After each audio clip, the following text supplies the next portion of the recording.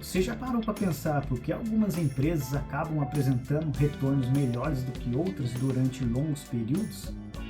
Será que existe alguma característica em comum entre essas empresas? Será que em vez de tentar descobrir qual será a próxima empresa que vai disparar, existe uma maneira mais racional de buscar determinados tipos de empresas?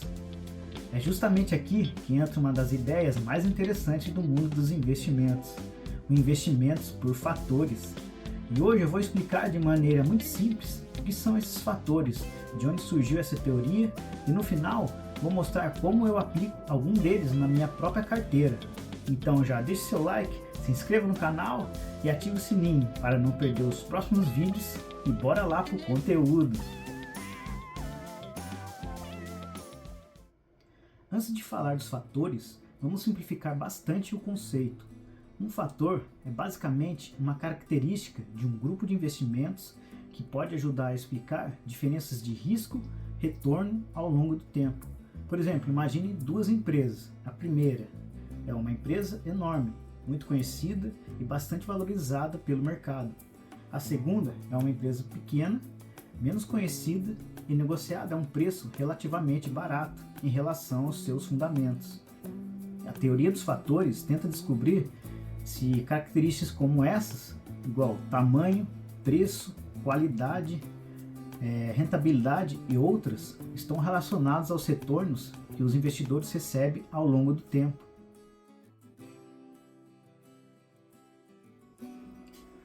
Essa história começa com o CAPM, um dos modelos mais importantes da teoria moderna de investimentos. A ideia básica era que o retorno de um investimento poderia ser explicado principalmente pela sua exposição ao risco mercado. Mas os pesquisadores começaram a perceber que somente o mercado não conseguiria explicar tudo, né? E foi aí que dois nomes ficaram extremamente importantes, o Eugene Fama e o Kenneth French.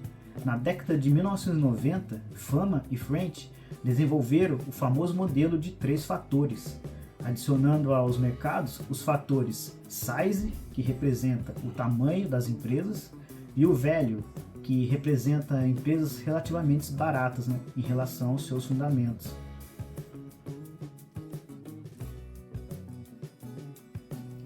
O primeiro fator é o mais fácil de entender, é o fator mercado. Em vez de tentar escolher poucas empresas, você investe no mercado inteiro. É justamente essa ideia que está por trás de um ETF amplo como o VT, que é o que eu tenho e é o principal ETF da minha carteira, né? Você não precisa descobrir qual empresa será a vencedora, você simplesmente participa do crescimento de milhares de empresas ao redor do mundo. O segundo fator é o size, ou tamanho, né? Pesquisas encontraram evidências de que empresas menores, as chamadas small caps, apresentaram historicamente características de retorno diferentes das empresas gigantes. Mas atenção, isso não significa que toda empresa pequena vai ganhar mais dinheiro. É uma exposição estatística a um determinado segmento do mercado.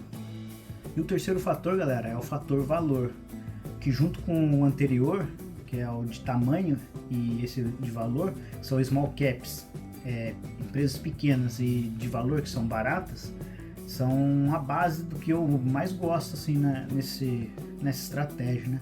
Porque ele junta empresas pequenas e também com desconto, que geralmente é o mercado que penaliza elas, né, por algum motivo. Ou elas, o lucro caiu, ou sei lá, um problema setorial, e o mercado penaliza e elas ficam baratas em relação ao que elas podem gerar de lucro, né? E isso é bom. É difícil fazer isso com o stock picking, né? Porque você saber qual que é a que vai explodir é difícil. Então, diz que por meio de ETFs é o mais eficiente. E esse fator, imagine assim, uma empresa gigante como a Apple, que vale, sei lá, 4 trilhões de dólares, e você pega uma empresa pequena, de 100 milhões de dólares, qual você acha que tem a maior capacidade de dobrar de valor? A Apple, para dobrar de valor, vai para 8 trilhões de dólares. Pode acontecer, pode, mas é improvável, né? Ainda mais no curto espaço de tempo. Agora, uma empresa que custa 100 milhões de dólares, para ela valer 200, é muito mais fácil. Ela acertar um produto, aumentar a sua margem de lucro, o mercado já fica eufórico e começa a comprar essa empresa rapidamente. Então, por isso que essas empresas têm um potencial de gap de crescimento muito grande, né? Então, por isso que é o fator que eu mais gosto e é o que é o único fator, os dois únicos fatores que eu tenho na carteira, né?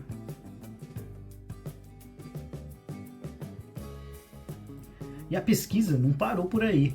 Em 2015, Fama e Friend apresentaram um modelo de 5 fatores. Além de mercado, tamanho e valor, entraram profitability, ou rentabilidade, né? E investment, ou investimento. Profitability tenta capturar empresas mais lucrativas em relação às menos lucrativas, né? O investment observa características relacionadas à forma como as empresas investem e expandem seus ativos. O trabalho original e os dados históricos dos fatores estão disponíveis na biblioteca de Kenneth Friend.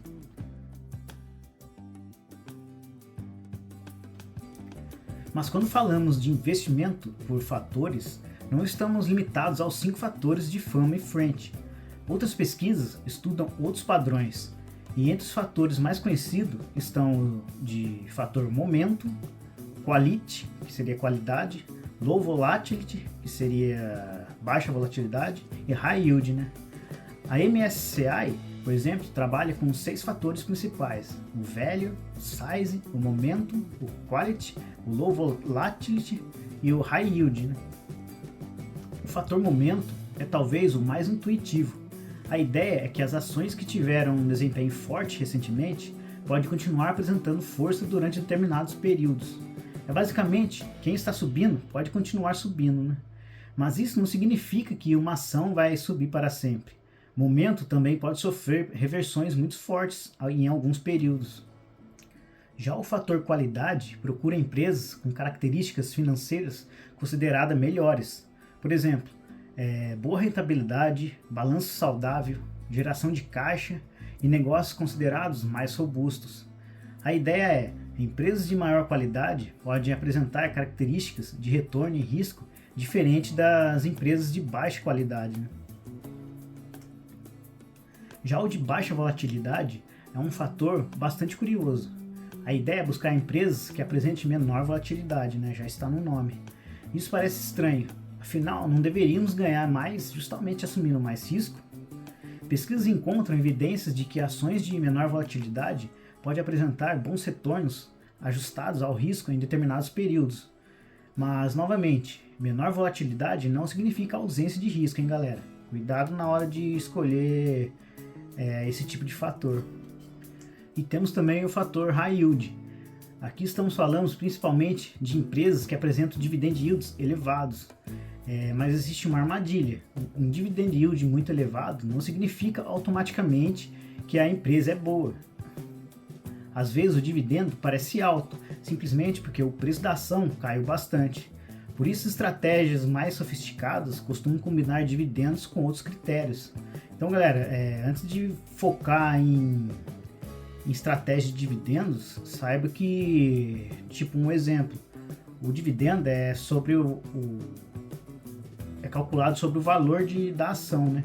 Então, por exemplo, uma ação que custa R$10, ela paga durante um ano, 12 meses, né? Ela paga R$1 durante um ano, então ela tem um dividend yield de 10%, né? Agora, se essa ação que custava R$10, agora ela caiu 50% do valor, ela vale R$5, e ela paga esses mesmos R$1, então o dividend yield aumenta, porque aí agora não é mais 10% que ela está pagando, ela está pagando 20%, mas aumenta, mas não é necessariamente que ela aumentou o dividendo, é o mesmo dividendo, R$1, só que agora, como o valor da ação caiu pela metade, então o dividend yield ficou mais alto. Então cuidado em focar em estratégia de dividendos, só filtrando ações que mais pagam, então aí não faz sentido, entendeu? Então tome cuidado antes de selecionar, beleza? Galera, então estamos aqui na minha carteira, eu vou explicar na prática, né, a minha estratégia. Essa estratégia é núcleo satélite, né? e baseado em fatores também. O fator valor, né? Que é o que eu tenho em carteira. Antes, galera, eu quero mostrar aqui para vocês que no vídeo retrasado, onde eu mostrei minha carteira, eu tinha o ETF de Bitcoin, que era o BITB. Só que eu acabei vendendo, porque, cara, o Bitcoin, se você quer comprar Bitcoin, tem que comprar ele diretamente, né? Lá na blockchain e tudo. E, cara, pra mim não faz sentido. Eu gosto de ações, eu gosto de investimento que gera fluxo de caixa. Então, ter o Bitcoin em carteira não estava fazendo sentido para mim. Eu acabei vendendo e realoquei no ETF do Aves, que é o que eu tinha. Eu não tinha menos de 1% na carteira, né? Quando eu tinha aportado nele pela primeira vez. E agora o que eu vendi do BITB, eu coloquei tudo nele agora. Então a carteira é para ficar assim: 60% VT, 15% VXUS, 10% AVDV, 10% Sleeve e 5% Aves. Aqui tá pouquinhas diferenças desse percentual que eu quero ter por causa da oscilação do mercado, né? Mas é isso, galera. Eu queria avisar vocês que eu não tô mais com o ETF de Bitcoin. Então aqui, galera, a base da minha carteira. Vamos aqui para posições individuais. Aqui, os ETFs. Galera, na estratégia núcleo satélite, o núcleo é o ETF principal, é o ativo principal da sua carteira. Então, esse é o VT que eu tenho. Quando eu estruturei minha carteira, inicialmente era para eu ter. Eu já tinha estipulado que eu queria ter 75%, né? De 75% a 80% do VT. Só que aí eu, estudando mais sobre o mercado, tudo, eu vi que o VT, ele já é, como ele segue o mercado como um todo, como é o mercado realmente, o mundo, né? Então, os Estados Unidos, ele é gigantesco, ele é um mercado à parte. E no VT, os Estados Unidos é mais de 60% do VT. Eu achei isso uma concentração muito grande, sabe? Então, eu resolvi no VT ter 60% da carteira no VT. E na época que eu estava procurando os ETFs, né, para montar essa carteira, inicialmente eu queria ter 2 ETFs que eu estava vendo, um dos mercados emergentes, dos mercados desenvolvidos, né? Só que aí eu tenho que ter 2 ETFs. Aí eu vi, pesquisando, né, eu vi que existia o VXUS, que ele já fazia isso, já englobava esses 2 ETFs em um só. Então, para mim ficou mais fácil e mais prático. Então, eu coloquei o VXUS. Porque geralmente as pessoas olham minha carteira e falam, mas você tem VXUS? O VXUS é praticamente o VT, é o mundo inteiro sem Estados Unidos. Mas é essa a ideia mesmo. Como eu queria dar um peso maior nas outras geografias, então eu peguei o VXUS, que já faz isso em um ETF só, né? Aí, os próximos aqui são realmente os que faz do fator valor mesmo, né? É o Factor Investor, né? Primeiro aqui é o AVDV. Ele é um ETF focado em Small Caps Value, né? Que é as empresas pequenas de valor, baratas. Eles compram ações dos mercados desenvolvidos. Então isso engloba a Europa, Japão, Coreia, esses países aí. E, cara, o ganho que eu tô tendo nesse ETF, cara, eu não esperava, porque na explicação dos fatores, né, você vê que eles têm um ciclo. Tem ciclos que eles podem ficar anos, meses ou décadas, cara, andando de lado ou caindo. E, cara, eu tenho ele faz o quê? Um ano e pouquinho. Olha a valorização que ele já está me dando aqui, né, cara? Então, para você ver que o fator valor, sim, ele tem a expectativa de você bater o mercado, né? Você tem uma expectativa maior de ganho. Então, presta atenção, é expectativa, galera. Então, não quer dizer que sempre vai bater o mercado. São ciclos de que ele pode bater ou perder pro mercado, mas geralmente quando ele ganha, aí é aquela porrada para cima. Então, são ETFs que fazem isso, né? Tem uma expectativa de retorno maior. O próximo aqui é o Sleeve. Ele faz a mesma lógica do AVDV, só que ele faz isso comprando ações todas do mercado dos Estados Unidos, né? Ele é focado lá no mercado de lá. Então, se eu não me engano, tem um pouco mais de 400 empresas que eles compram lá nos Estados Unidos, que tem essa mesma estratégia de ações baratas e pequenas e baratas, né? E o Aves também é o mesmo estilo, só que compra ações dos mercados emergentes. Aí engloba Rússia, Turquia, China, Índia, o Brasil. Tem um peso bem grande aqui dentro desse ETF, né? E é isso, galera. A base de tudo tem que ser um ETF neutro e global. Você tem que ter na sua carteira. Esse acho que deveria ter na carteira de todo investidor, né? Porque ele que é o que vai pegar tudo, o mundo inteiro. Então você vai garantir nele as ações que são aquelas, como eu mostrei no vídeo passado, eu deixei de pós-créditos, né? No vídeo passado, o vídeo do Daniel Staff, que ele explica isso, né? Que num estudo feito lá, com não sei, mais de 60 mil empresas no mundo inteiro, que apenas 2,4%, não lembro, dessas empresas que foram que puxaram as rentabilidades, né, para cima. Então, para você ver como que você vai saber qual empresa que vai explodir, que vai ter esses resultados surpreendentes, né? Então não tem como você saber, é praticamente impossível. Então o VT ajuda você a realmente como é que fala, garantir que você vai ter essas empresas na carteira. Então ele é a base de tudo. Aí depois aí você tem que ter no mínimo 50% na carteira dele, né? Galera, eu não aconselho você a copiar a minha carteira. Isso aqui é só em termos didáticos, só para mostrar para vocês como que eu invisto, né? Porque cada um tem o seu jeito de investir. Então não aconselho a copiar a minha carteira e nem a carteira de nenhum influenciador que você acompanha aí, né?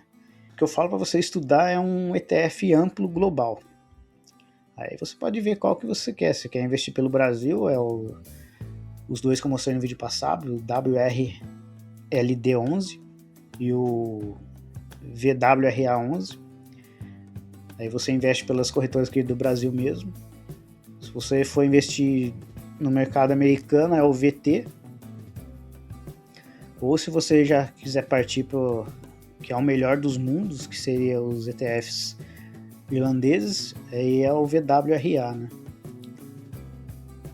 Esse é o básico que você tem que ter, no mínimo 50% na carteira. O resto você pode colocar o que você quiser, de satélite, né? Aí vai de você. E tem gente que acha que algum setor da bolsa vai explodir, igual esses agora, moda agora que é os de IA, de tecnologia, né?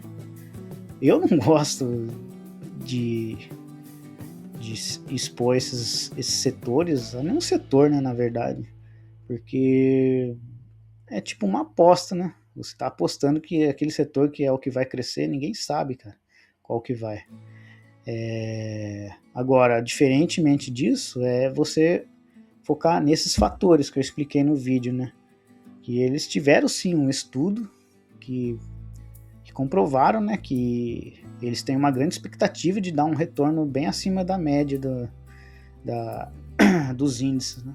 Então, e o que eu mais acredito é o fator valor, que é empresas pequenas e baratas, né? Mas aí fica a critério de vocês escolhem os satélites que vão entrar na carteira de vocês, né?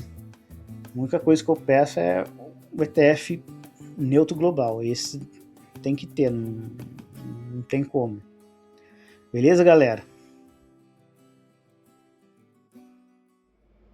E galera, o vídeo de hoje foi esse. Espero que vocês tenham entendido aí a estratégia microsatélite, né? Tenha descoberto aí os fatores, se vocês já sabiam disso. Comenta aí se vocês já sabiam dessa estratégia e se conhecia esses fatores, que são estudos que fizeram para poder ver que tinha ações, né, que tinham expectativas de retorno muito além dos índices. Comenta aí, eu quero saber se vocês sabiam disso, se fariam diferente, se investem de maneira diferente, o que vocês fazem na carteira de vocês. E é isso, galera. Espero que tenham gostado. Se gostou, deixe seu like, se inscreva no canal e ative o sininho para não perder os próximos vídeos. Então eu me despeço por aqui. Um abraço e até o próximo vídeo. Valeu!